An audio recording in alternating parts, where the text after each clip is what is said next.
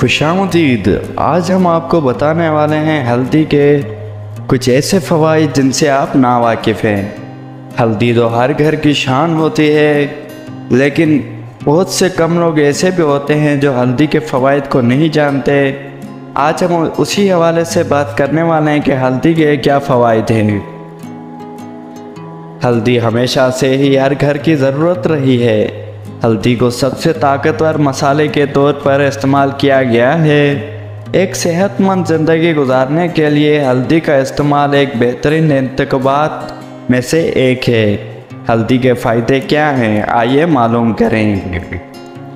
अगर आपको हमारी ये इन्फॉर्मेशन अच्छी लगे तो हमारी वीडियो को लाइक कर दें, चैनल को सब्सक्राइब करना ना भूलें, घंटी के निशान को आल पे कर दें।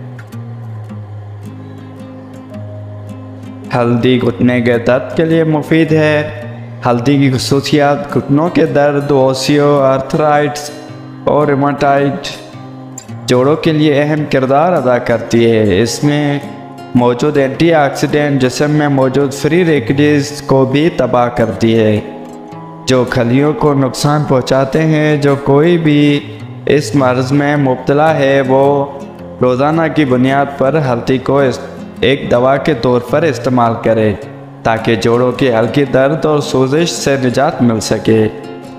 शुक्रिया। वीडियो पसंद आए तो लाइक करते हैं, चैनल को सब्सक्राइब करना ना भूलें।